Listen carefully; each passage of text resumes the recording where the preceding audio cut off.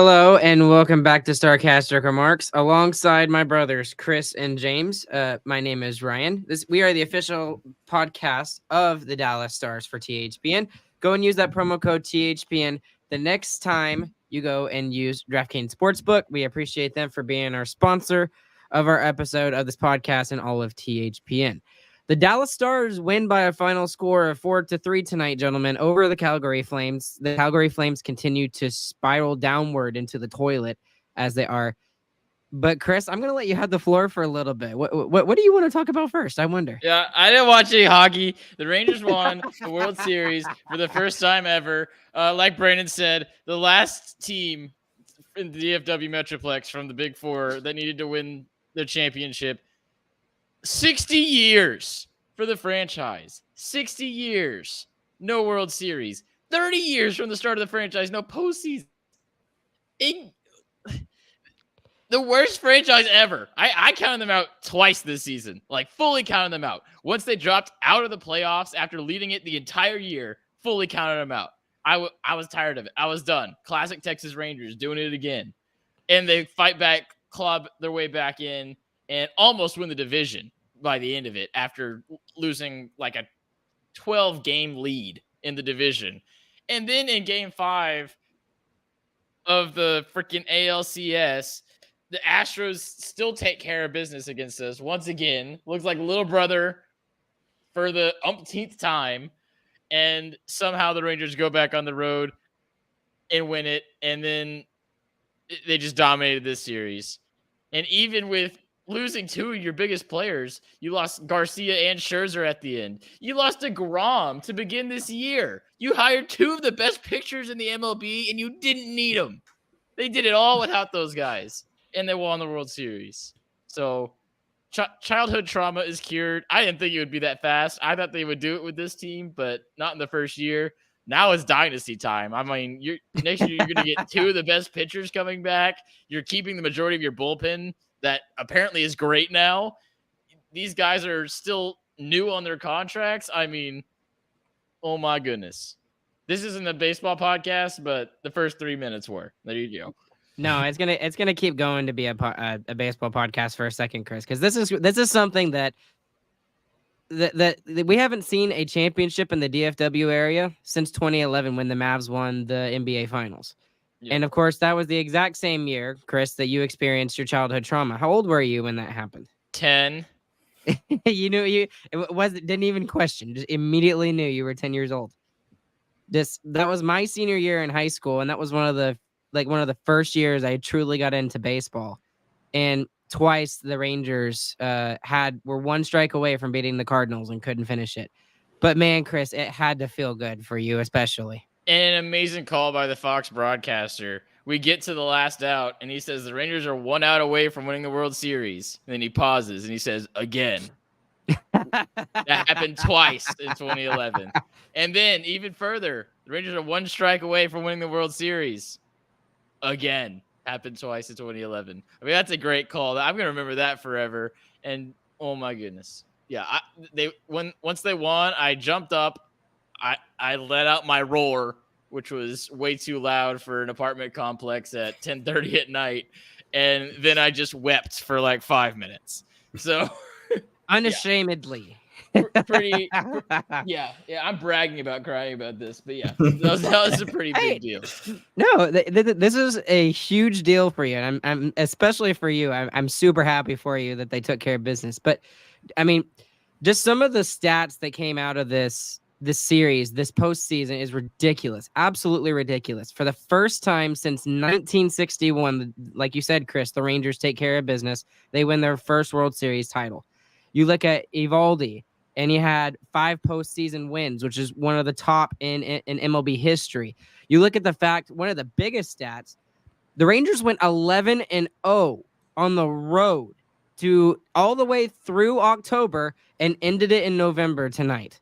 Just absolutely ridiculous. And then the thing that we talked about just very briefly, like at the beginning of podcasts, when we were talking about the Rangers, was the fact that the pitching was terrible.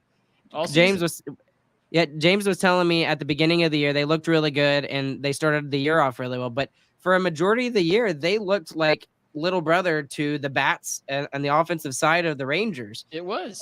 Oh The my bullpen was terrible. We had one of the worst bullpens in the league. We get to the postseason, and all of a sudden they're the best. Spores, who got the final out, who had an incredible final few innings in this game, was terrible all season long. You look at his numbers, his ERA is like 5. And he comes out and he pitches a game like that and just fully shuts him out. We don't even need to bring in Leclerc. He's pitching so well. And I loved his celebration too. He throws the last strike of that inning. He might have gotten, no, he only got 2 strikes. He got 2 strikeouts though in that last inning, which was sick. But he throws the last strike, and this kind of big dude, he's got that big old beard. He lets out the Viking roar. I mean, not even a lion roar. He let out a Viking war chant, takes his glove into his pitching hand and spikes it into the ground as hard as he can. I mean, that's amazing. I love that. I'm just so happy for you, Chris. My first thought was you. My first thought was you when I was I literally had on my top screen up here. I had the Stars going, and I had the Rangers going down here on the bottom screen, basically all night long. Once I got home from church, and it was so cool to watch. And I'll be totally honest, I didn't watch much of the third period. So James, thank you for watching a majority of the third period, so we can get a decent recap of the game.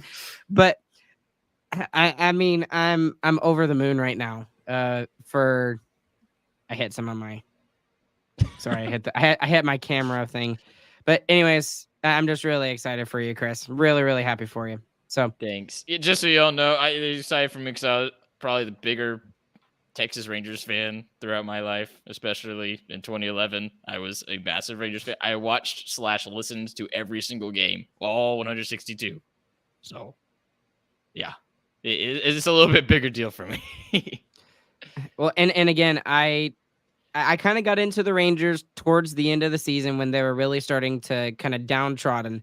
And then when I was like you, Chris, when they lost that last game in the regular season 1-0, and that was for the division title, giving it to the Astros, I'm like, I mean, there's no chance they even win one series, let alone going all the way to the World Series and winning the whole stinking thing.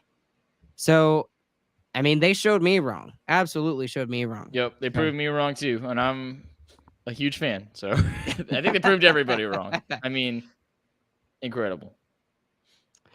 All right, guys.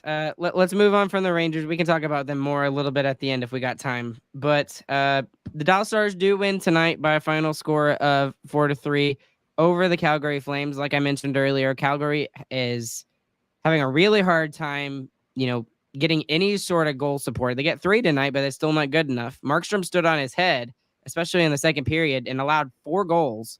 So, I mean, seriously, it's not a Markstrom tonight at all. But their top players, they just can't get anything from them. Their best player tonight was their youngest player in Connor Zary. And I didn't even know this guy's. Yeah. It's his first game in the NHL. He looked like the most energetic. He was by far the strongest forward for them. Yes. And some of the plays he made, I was shocked. I was just like, it was very Rope Hintz-esque, some of the plays that he was making, especially that little dangle that he had going on the power play. He went completely around Hakanpää there. But anyways, with the limited amount of time, Chris, that you got to watch, and James, what's your takeaways from this game? What's your biggest thing that you're taking from this game against the Flames? So what I take away from this game is that the Calgary Flames had 3 goals, and 3 times the puck hit one of our players and then went into our net. So the Calgary Flames did look very strong. I don't think they should have scored tonight, bar some very, very lucky bounces for them. And that's more scary for them than it is just bad for us, I think. And some incredible officiating tonight as well. Oh, yeah. From the looks of it. I didn't even mention that. Calgary gets 5 power plays, 3 in the third period, which gives them a 22 shot to 5 advantage in that period alone, which is unbelievable. And they're spread out perfectly throughout the period too. It's not just like they got them at the beginning or the end. No, perfectly spread out across the entire period. They got to dominate the entire thing. Yeah, so that was interesting. I saw a couple of the penalties, and they were kind of ridiculous. The non-calls were bigger, though. This one I did see. Dellandrea is going up the ice, shorthanded, clear chance to probably would get a breakaway if unimpeded, but he gets hooked from behind. He gets his stick held, and then he gets tackled down to the ice. No call is made. The play goes the other way, and that's how Calgary scores their only goal of the third period. Yeah. Off of a pretty blatant no call that could have honestly been a penalty shot. Yeah. Not to mention the call that was made against Robertson that got them the power play in the first place. I mean, cross-checking for hitting a dude in the back like a tiny little bit, and he fell over. I mean, normally you see cross-checks like the full extension. I think he probably put his fist on his back and pushed him down a little bit. I couldn't really see it that well, though, so it still might have been cross-checking, but it's still a weak cross-checking for a 2-goal game in the third period. I felt very weird at that point because the Rangers were in the middle of their top of the ninth 4-run thing going on.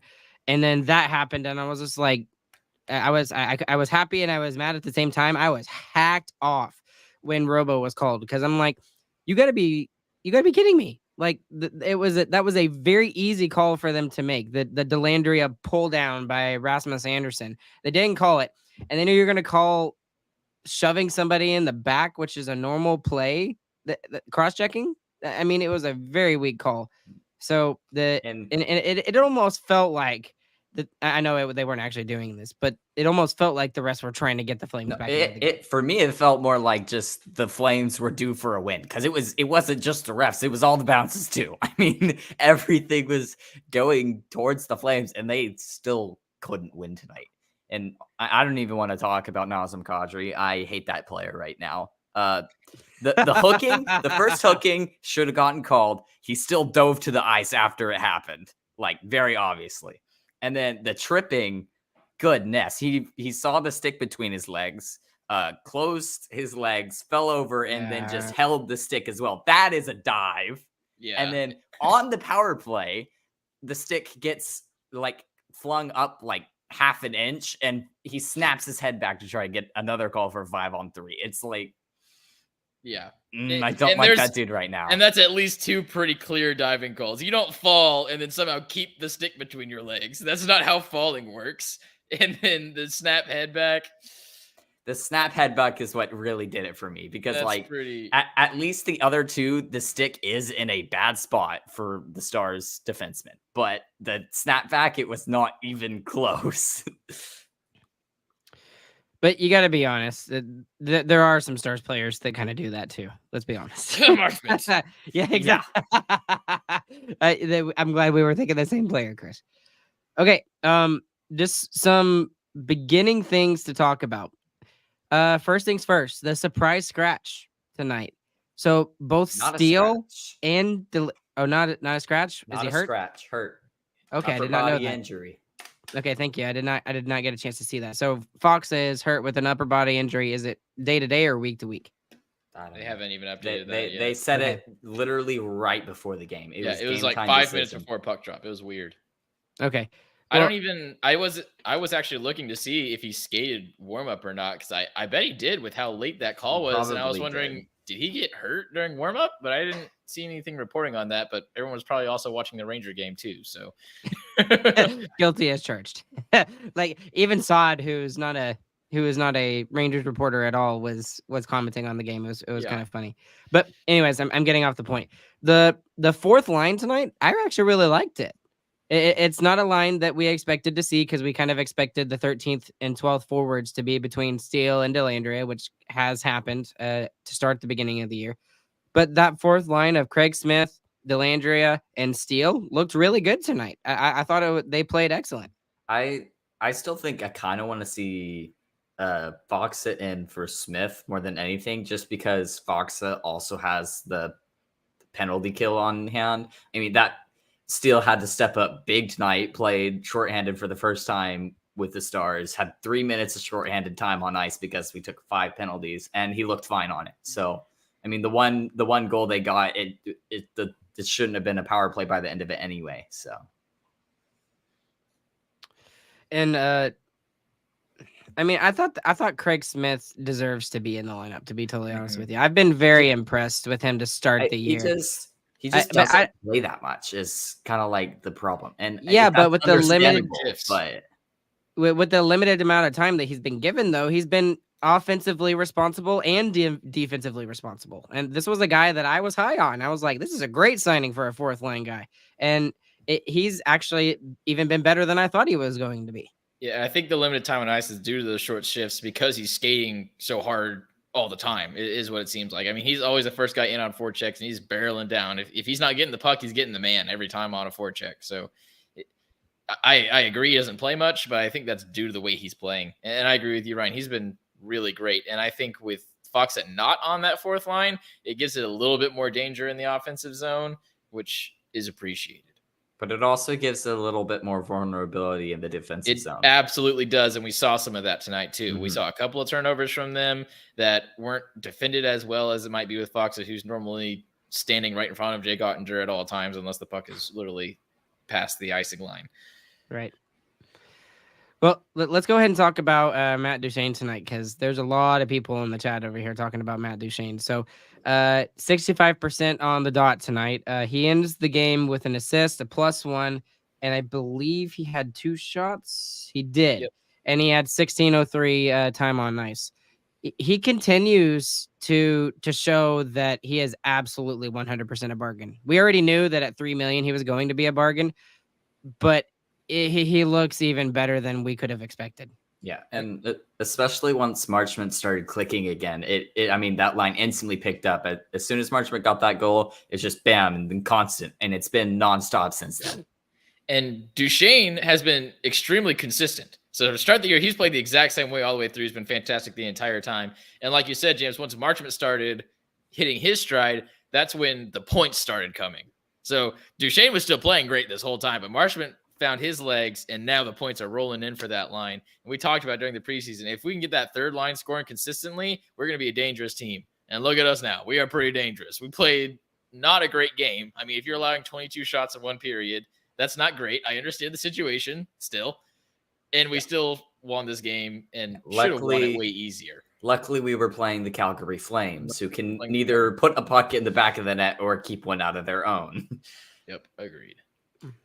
Again, not Markstrom's fault. I feel so bad. That's the crazy thing. I mean, he looked insane tonight, and it still felt like we should have scored like 7 goals. I mean, yeah, it's so weird. This Calgary team's so different, and it makes no sense to me. The differences between the goals are pretty hilarious. The 3 Calgary goals were dirty garbage goals that bounce off people, and all 4 of the Stars goals are snipes. Cookie jar. So we kind of already talked about him slightly, but we got to remember the rest of that 2A, 2B line, however you want to look at him. Mason Marchment, we called him out a week ago and said, it is his role going to be relegated to the 4th line from here. And either he figured something out or he heard our podcast and thought we were geniuses and listened. It's probably the second one. Yeah. Yeah. I agree. I want to take credit for it. So we're going to take credit for it. But he has looked amazing. He has looked absolutely great. And not just, obviously he's getting on the scoreboard. He's getting done in the offensive zone, but his defense is still but it has gotten better in the past week since we've talked about him. So I think he deserves a shout out for that. He still makes some dumb turnovers in the defensive end, but you can overlook that when he scores goals like he's supposed to. And without offside callbacks this year, he has 4. So bar some close calls, he has the most goals on the team. And I wish I was smarter and I knew what happened to make him start playing so much better. I really don't.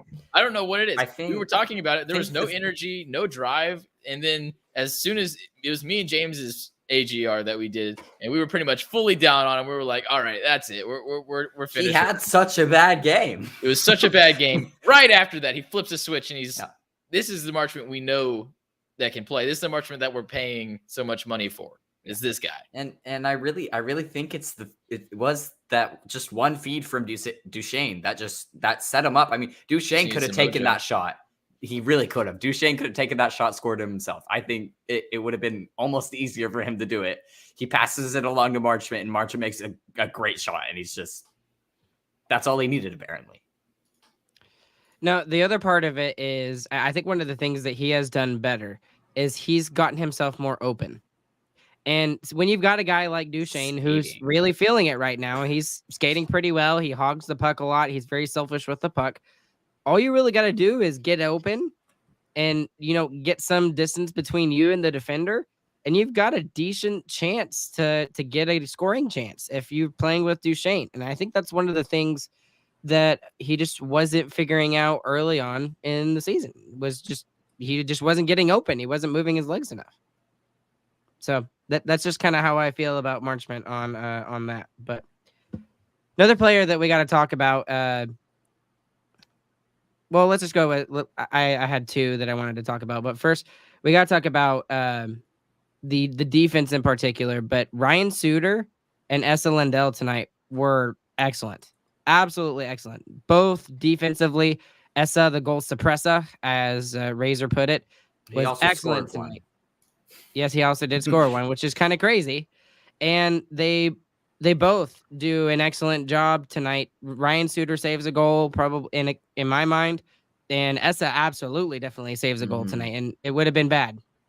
Yeah, and again, that would have been the fourth one that bounces off of one of our defensemen and goes in, but Esa's there to make it and stop it. I mean, one bounces off his glove and goes in, and then he's like, no more bouncing off my own equipment and into my own net, which tends to happen quite a bit with him. Esa also gets an assist tonight and 22 minutes time on ice, which is probably his high for the year.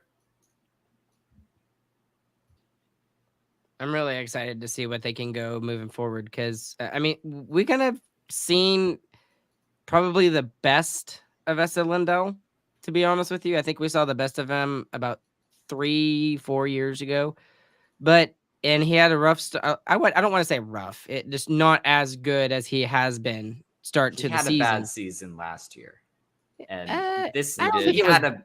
It was below. Was. Okay, yes, that's a good way to put it. I think it was below average for his standard of what he's had in his career, and he kind of started that way this year as well. But it's been getting better the last couple of games. I think he's been better in the first couple of games than he had all of last season. I mean, it was just rough last year. I mean, him and Hakanpää were just getting exposed like all season. Yeah. He's also bringing some more of the offensive upside. He's skating up in the zone more, being more aggressive in the offensive zone, and he's making better passes this season too in his own zone as well, which was why last season was so bad. He didn't have the great defense, and he also didn't have any offensive ability. So he's kind of evening out, I feel like, on both ends. Another couple of defensemen who are continuing to impress me, and there's one particular shift where both Nils Lundqvist and Thomas Harley were out there on the ice together just because they were in the middle of a shift change. And they made some really good defensive plays in their own zone.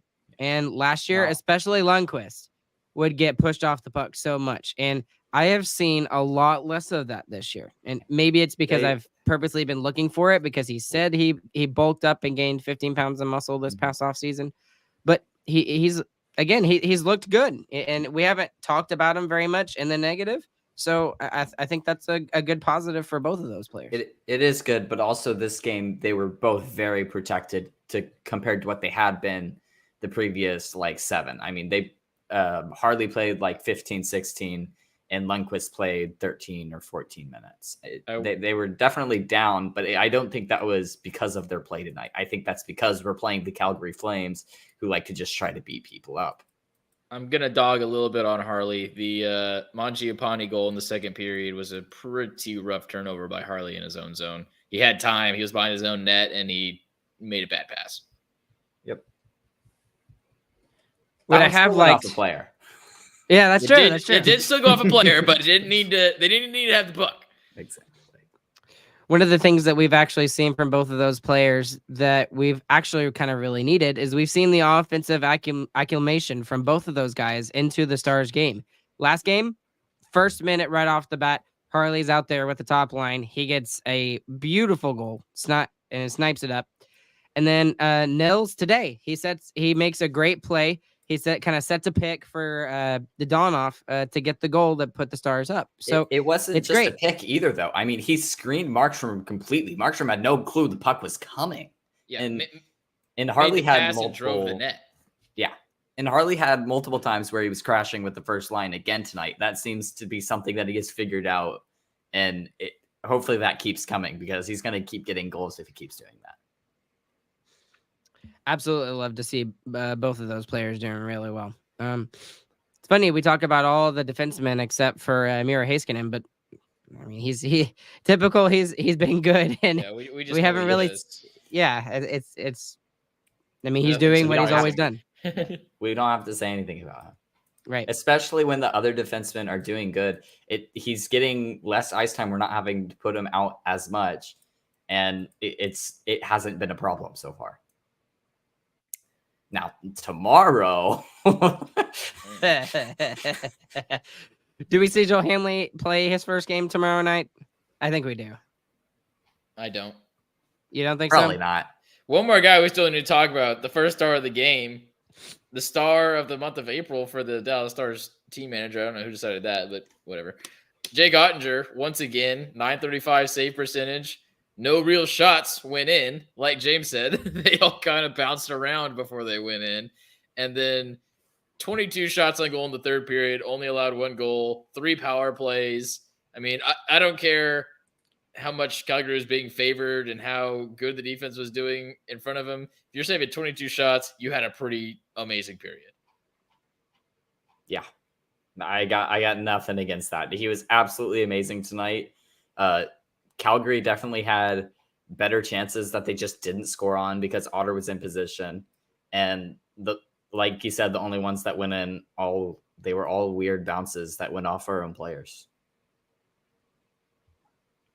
So here's something interesting. I wanted to know what the deserve to win-o-meter Money Puck said. So have y'all gotten a chance to look at that yet? Yeah, it's even because they had 3 power plays in the third period.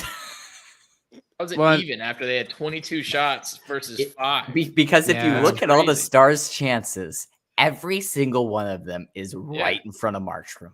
Every single one. I mean, honestly, for expected goals, that should be way further in Calgary's favor tonight because of all the shots that they had. So the fact that it's even is crazy. Oh, Ryan, you're muted. And as you can see, all the shooting is all from right in front of Markstrom for the Stars. And we should have scored Flames, 5 more.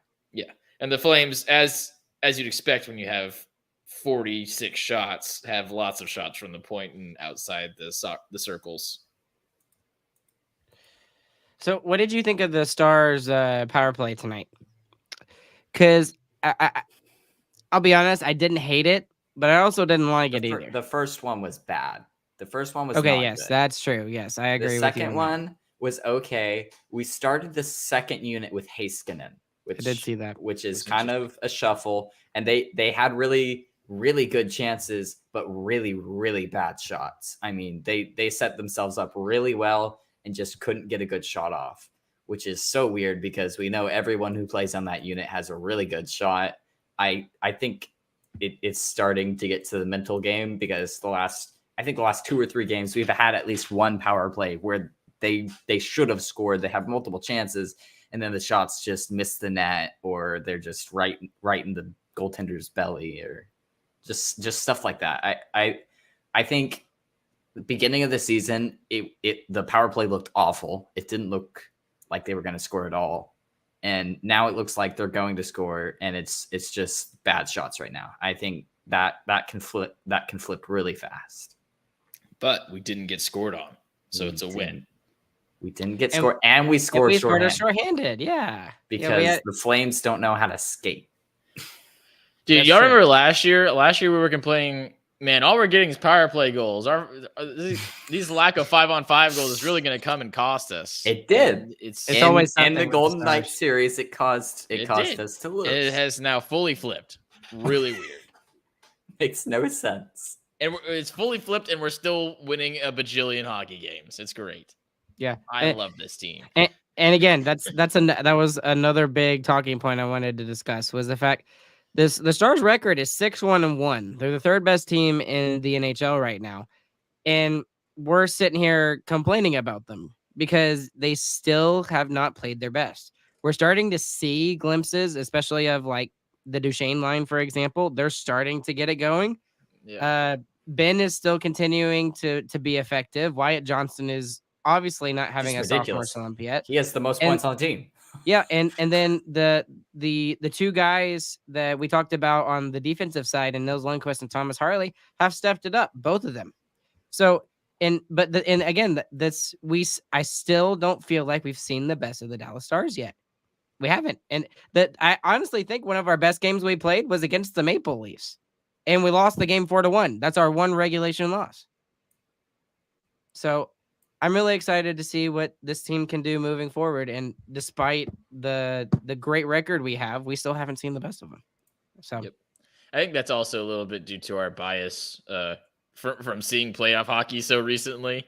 We know what really good Stars hockey looks like, and you're not really going to get that at the start of the season. That takes time. It takes the full season to build up to that. And they're just winning games right now, which is all they need to do right now. And that's the thing. Everyone else is in the same boat. I mean, everyone else is having these struggles as well. Well, maybe not Vegas or Boston, but whatever. They don't count. Okay, quick random side tangent. What's the deal with Boston? They lose two of their top two centers, and they're still like one of the best teams in the NHL. It's ridiculous. Makes me mad. Same thing happened last year. And they were missing 3 of their best players, and they're like, "Oh, we'll just have the best season ever."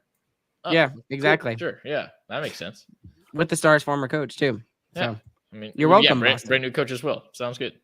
Yep. Makes sense. Okay. I can't think of anything else that we haven't discussed. Is there anything else that we need to discuss before we move on? No. That's We it play for the tomorrow AJR. night. We do play tomorrow night. Okay, we play tomorrow night. Edmonton. Yep. Another team who can't score for some reason and also can't keep the puck out of their nets. Sounds like we just played that team. And it's been really rough for Edmonton, like you mentioned, James. It's been worse for Edmonton, I think, because their team should be good. I mean, yes, that's true. And they have the best player of our generation on their team, and they're wasting him. I would argue they have the 2 best players of our generation. Yes. Leon Draisaitl is a good goal scorer. He is not anywhere near the level of McDavid. Okay, I mean, McKinnon is still over him. McKinnon is over him. Yes. McKinnon 1,000% is over Leon Draisaitl. Yeah.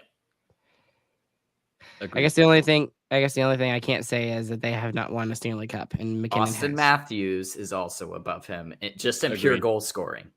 Okay, pure goal scoring. Yeah, I would agree, but I mean, both of those guys. That's all Draisaitl does. He scores goals. He's consistently, along with McDavid, 1 and 2 at the top of the Art Ross trophy standings at the end of the season. Yeah, because they play on the same team. I agree with James. Draisaitl is Pippen. Pippen is nothing without Jordan.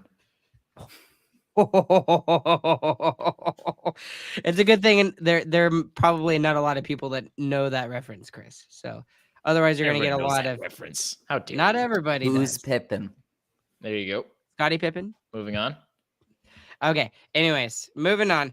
Since it is Wednesday night, we got a lot of other stuff we got to talk about. We're going to kind of blaze through this stuff, and then we'll get to our Who Cares segment for the evening as well to kind of wrap up. Okay, NHL hockey news. Just random things to kind of keep you updated. The Senators, the Ottawa Senators lose a first-round draft pick because of the trade that Vegas tried to do with the Anaheim Ducks with Daddy Evgeny Dodonov. I guess it was a year and a half ago now. 2 years ago, I think. Yeah. So a little delayed reaction. I don't know why they're just now doing it. But because of the fact the Senators lost their first round pick, the new owner of the Senators, Michael Andlauer, actually went out and fired the general manager, Pierre Dorian. So I don't know if that's worth getting fired for, but I really think what was going on here, guys, is Andlauer really wanted a reason to fire Dorian. And even though this happened 2 years ago, this gave him an opportunity to say, oh, you lost me a first round pick. Okay, you're out. See you later. Deuces. Yeah. And the NHL did him a favor in doing that. So I don't know, but that's just what it looks like from the top. From what I understood, it took so long because they were doing an investigation on it. And turns out the reason that Vegas was not in trouble for trying to trade him when he had the no movement clause is because Vegas didn't know. They asked when they got Dodonov, hey, does he have any clauses or anything like that we need to be aware of? And they said no, which was incorrect. So that's why they're the ones getting the boot. I still think it's pretty incompetent for it to take 2 years, though. I mean, it's 2 years after the fact. That needs to be something that happens within weeks. You launch an investigation, you figure it out, you drop the punishment immediately so that people see what happens and they immediately see the consequences, and unprofessional things like that don't happen. So that was something that like the Coyotes like got punished immediately when they were trying to like recruit. Yeah, I forgot what it was, but they lost they were doing some illegal testing. Drafts. Yeah, they were doing some illegal testing on some OHL players. So basically what I'm saying is I'd like for the punishment to be dealt out much quicker, for them to figure it out quicker. It should not take you 2 years to figure something like that out. And the punishment should not be that harsh, honestly. If it happens quicker, you don't need to have a first round draft pick be the punishment. You can have it be the third. If it's 2 weeks later, it's fresh on the mind. Everyone knows what's going on.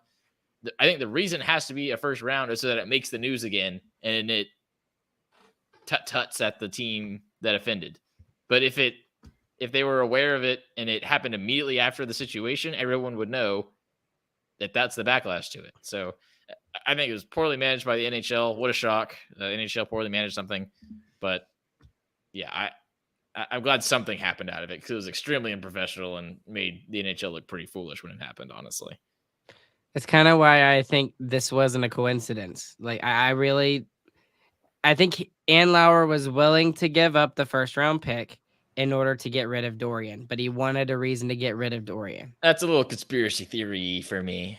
It is, but the tinfoil hat on. But it can't be that. It's too much of a coincidence. I don't know. 2 years after the fact, and you're just now getting to it. I don't know. No, I mean, time that makes sense. That's what I was about to say. Okay, maybe I'm thinking too conspiratorial. You're giving the NHL too much credit. Yeah, the NHL is not that smart. All right, moving on from that. I just thought that was interesting. Another major one, because it's a big player in the NHL. He's kind of fallen off the wayside the last couple of years, but the Washington Capitals player Nicklas Backstrom has stepped away from the team due to health reasons, and looks like he's done. That's kind of the idea that a lot of people have been kind of getting from Nicklas Backstrom. I know y'all don't know a lot about Nicklas Backstrom, but he's dealt with a lot of injuries over the last couple of years. He was basically the right-hand man for Ovechkin. He's given more assists. Guys that got him a cup. Right, exactly. And he's the guy that has assisted on more of Ovechkin's goal than anybody else in Ovechkin's career. So I thought it was worthy of mentioning because it looks like he may be done. Yeah, it looks like he's giving himself the option to come back if something changes in his health, but he's not very hopeful of that right now, is the vibe that I got from the announcement.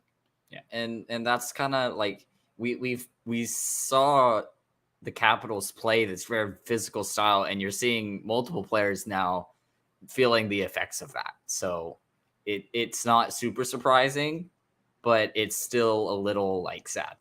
Yeah.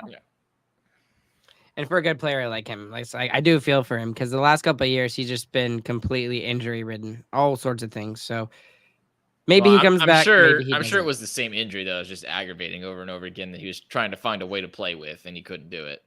Kind of like Bishop a couple of years ago. I think it's very similar to that. Okay. This last thing is a little bit more on the serious side when it comes to NHL news, and it's more, I guess, international news.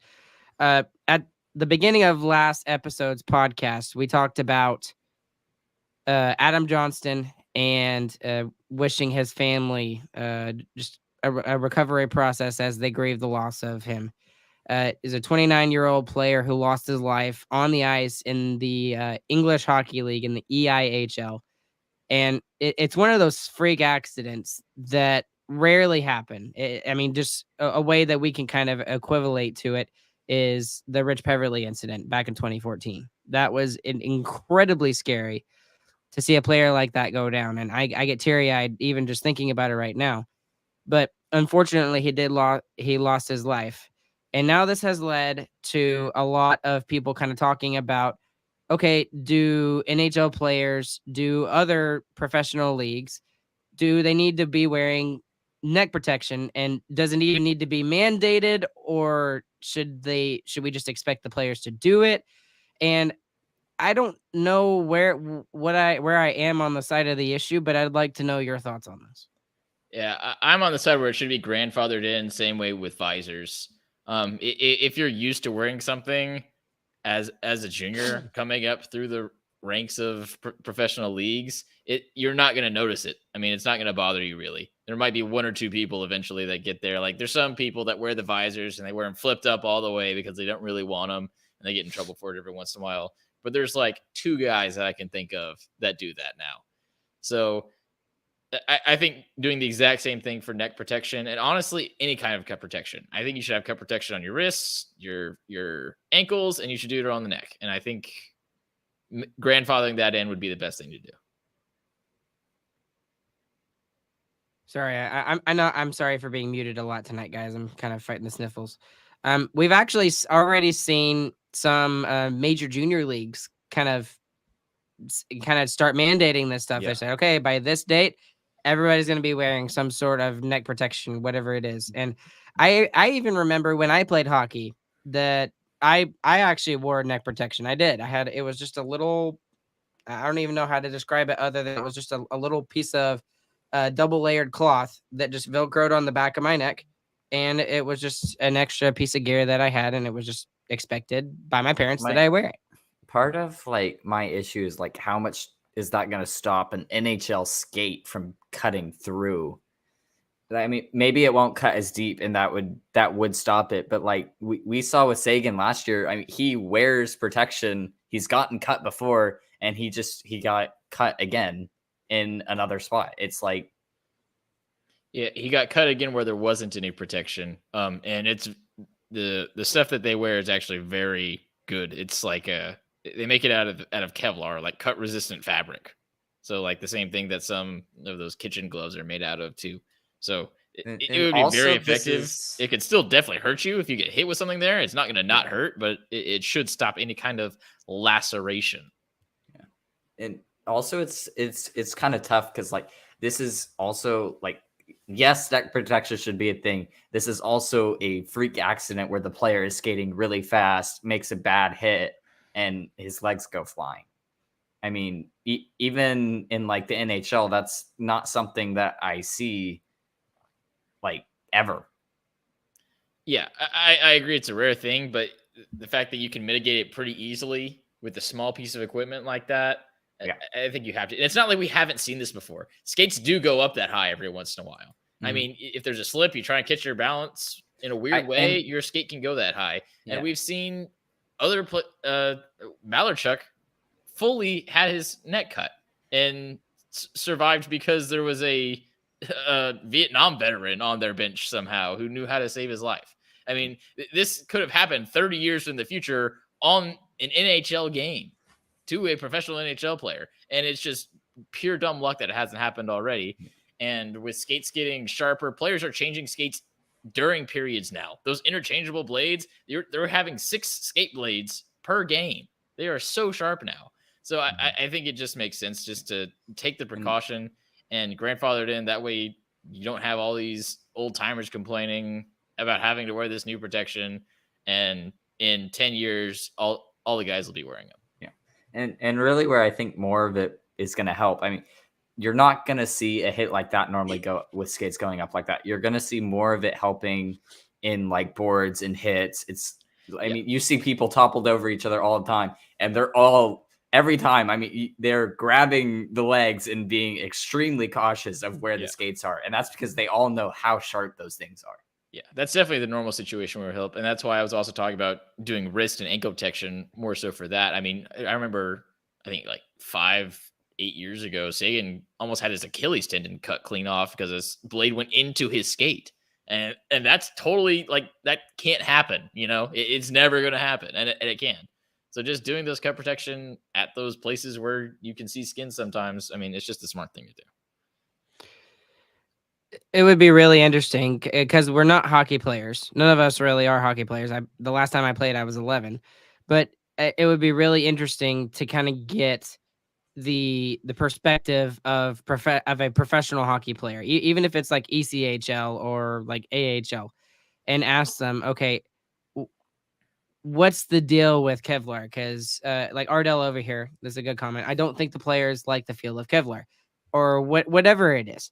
So maybe that's why. Maybe it's they're just thinking, okay, it's a once in a decade kind of thing. It's a freak accident. This stuff normally doesn't happen, and it's just a risk of the game, I guess, and that they're willing to take. It'd be good to get that opposing view of like how much it really is restrictive, because I can't imagine it really would be, because they have the like stretchy material that's the Kevlar that is cut resistant, and I can't imagine it being that that's encumbering. But like you said, Ryan, it'd be good to hear a different opinion like that. I don't think we'll hear one though for a while, just given the sensitivity of the situation, which definitely makes sense. So that's probably a conversation for a little bit of a later date. And each time that when I heard about the situation, I couldn't even watch the video. I watched it once and I was just like, I can't watch it again. And it reminded me of the Richard Zetnick incident from the early 2000s. I think it was like 2005, 2006. I believe I could be totally wrong, but that was really scary as well. So, I mean, if it's something as simple as that, Chris, I agree with you 100% that just please just put it on. Okay. We don't want to see another incident like this. But if it really is that restrictive for hockey players and they really don't like it that much and it really kind of affects their game, then maybe that should be left up to the hockey players. That's the thing that I just don't know. And that's why I say you grandfather it in. We can force the younger kids to do it. We don't care about them. I mean, they're not making millions of dollars. But the older players who are right now, who are probably very stuck in their ways, the way athletes always are, I mean, I think grandfathering it in would be fine. We don't need to make this an abrupt change that causes problems in the league. There's only two people that I can think of off the top of my head who don't wear a visor.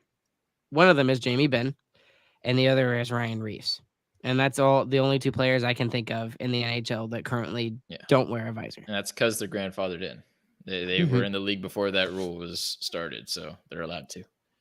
So we'll see what comes of this situation. Once again, praying for the family of Adam Johnson. And I can't imagine, and I just pray for them and as they grieve their loss. Okay. Just getting into some star stuff. Not like haven't talked about the stars a lot, but one of them we've already talked about that I had in our little outline, guys. Marchment steps up after us calling him out this past week. We've already talked about that, so we'll just move on from that. Pavelski does get his $1 million bonus for playing 10 games in the NHL. What a miracle. Right, exactly. What a weird cap situation. I hate that. Yeah. Way to make it confusing for every fan everywhere. Super easy to understand. So, anyways, yes, that's true. Now, the big one I did want to talk about, and there's just one other thing, and then we'll get into our who cares. Sean Shapiro wrote a really good article, a really interesting article that I thought would be great. And it's kind of moot at this point with Faksa possibly being hurt for a while. But he kind of goes into this article. He talks about the case for depth forwards. And he goes into this argument that Steele and Dellandrea both should be mostly in the lineup every single night.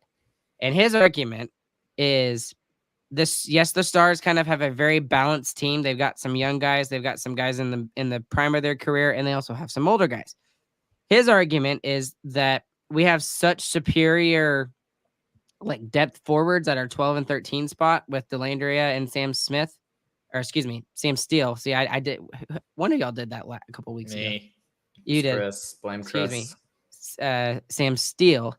That maybe there should be some of the older players that could be kind of coming out of the lineup. So maybe Ben can come out of the lineup and just have a maintenance game and just kind of chill out and make him more readily available for the playoffs. You could do that with Pavelski.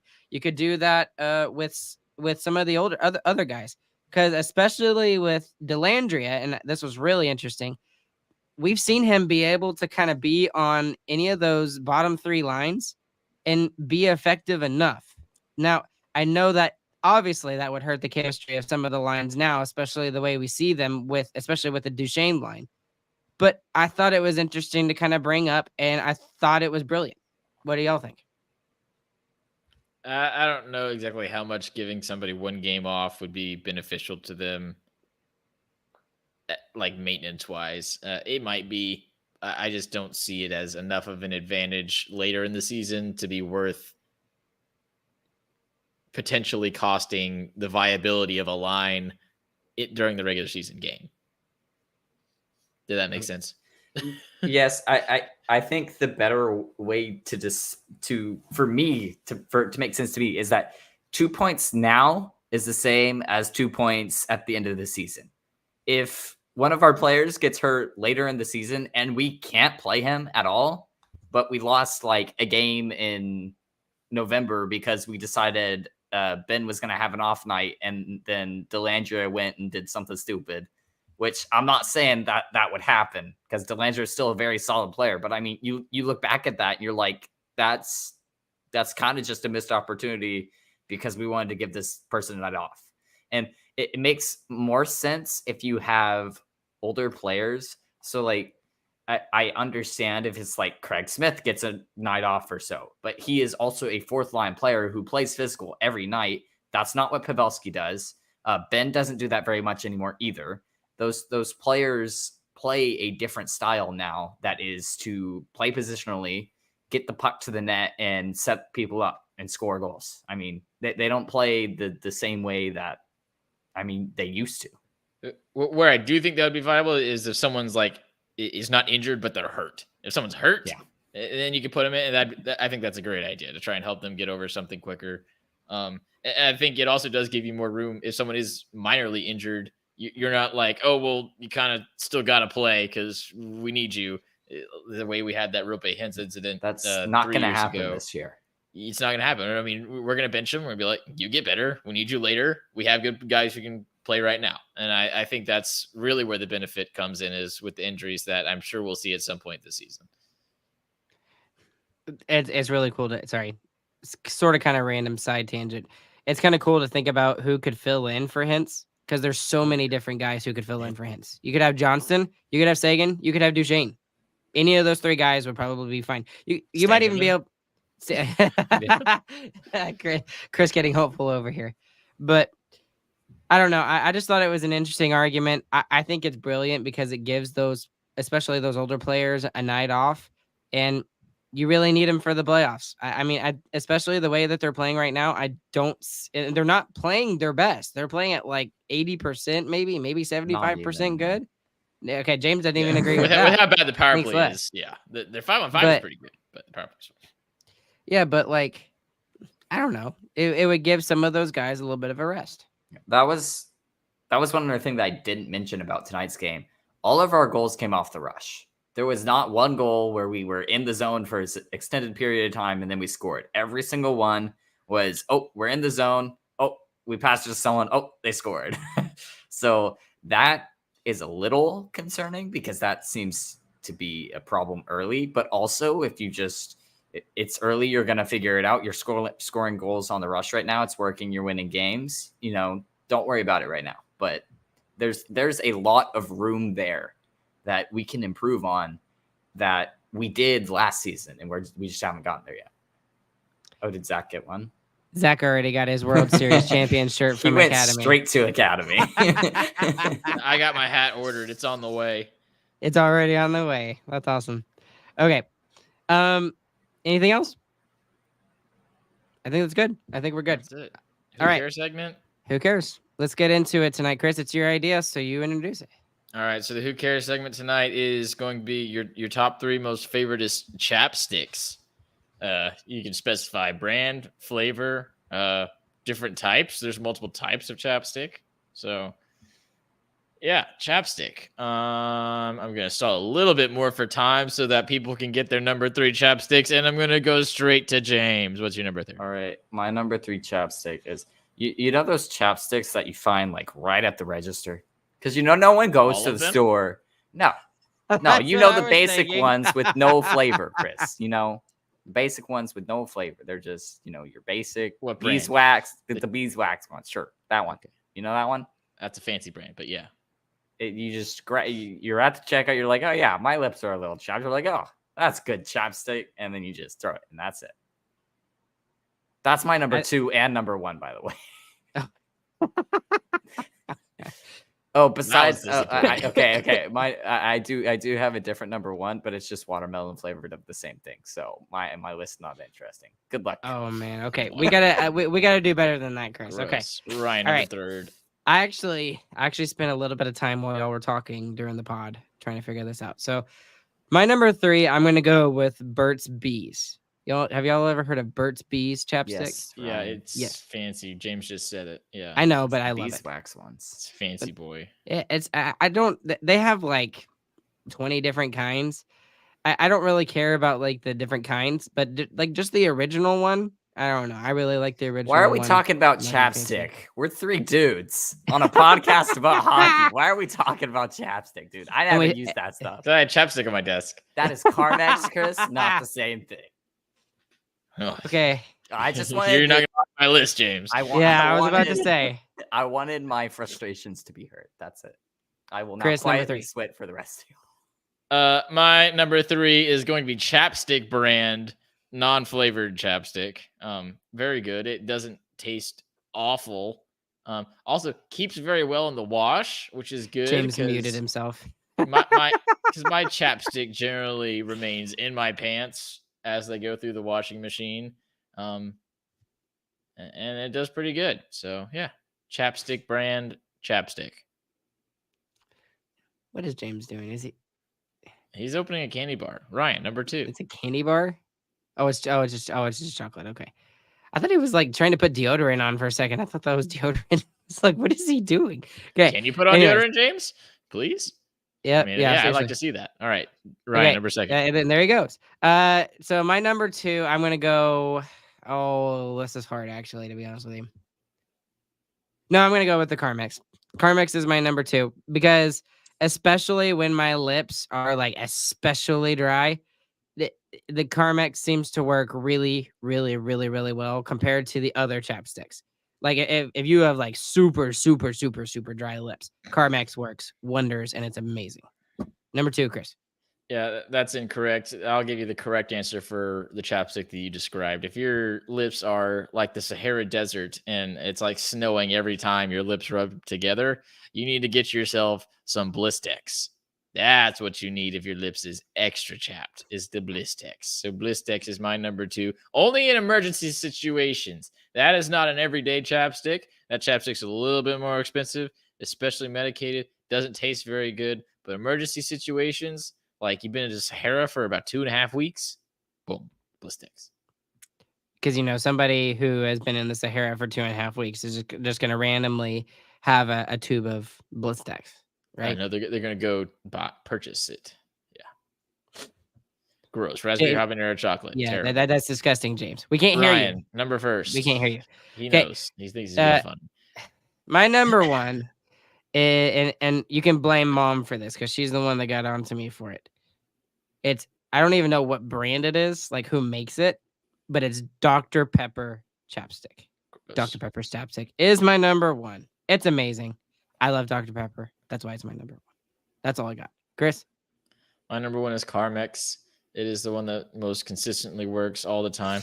This one, you can put this thing in an oven. You can throw the Carmex in the oven, and it'll be totally fine. That's not true. Don't try that at home. But you can wash it a billion times. All the Carmexes are good. Really terrible story for me the other night. It was about 10:30 at night. Don't know why, but all of a sudden, boom, chapped lips. Just terrible chapped lips. Can't stand it. Drinking water does nothing. Still fully chapped. But it's 10:30 at night, and I'm like, oh man, I gotta go find some chapstick. So I dig open everything. I mean, it looked like I got robbed. I'm digging through to try and find some chapstick. No chapstick anywhere in the entire house. Now, at this point, it's like 11. Lips are still trapped. They're trapped in the dryness that is my lip skin. So I have to make a special trip to leave my house at 11 p.m. on like a Tuesday. And I go to the CVS just to purchase the chapstick. I mean, that was a low point of my entire life. I was like practically asleep and I had to get up just to go and purchase some chapstick. And even worse than when the Rangers lost in 2011, right? Even worse, yes, much worse. But I purchased 6 these tubes of Carmex. I've since found 2 other tubes of Carmex when I couldn't find them before. So I've got Carmex a plenty now. So Carmex for days. Yeah. Are we done? Yeah, that was my chapstick story. I think that was a little bit better than my Rangers story in the beginning. I think the chapstick one wins that. So I don't know, man. Okay, I think that's it. We got anything else? Chapstick. Go Rangers. Absolutely go Rangers. Let's go. Thank you guys for listening to us tonight. We appreciate it. There's 16 of you that are listening live right now. You're crazy. You're listening to us talk about chapstick at 11:30 at night on a Wednesday. Go to bed, you crazy, insecure people. Crazy. Anyways, insecure? Where did that come from? He's talking about himself, guys. Don't worry. Exactly. I guess that's a weird insult. Anyway. What was that? I don't know. I'm tired. Okay. What's wrong I'm tired. with you, Ryan? Everything. Thank you guys for listening to Starcastic Remarks. Since Ryan's taking forever to close this out, go to DraftKings. Use promo code THPN. Thanks, DraftKings, for sponsoring us in this podcast and all the different stuff, allowing us to bring this podcast to you guys. Thank you, Rangers, for curing my childhood depression. I had a pretty easy childhood, but still, thank you very much. Stars win again. We moved to 6-1-1. I believe that's correct. We will see you back here tomorrow night for the game against Edmonton. And Ryan has one final thing.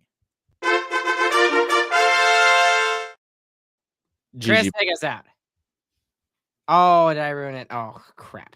GG, boys.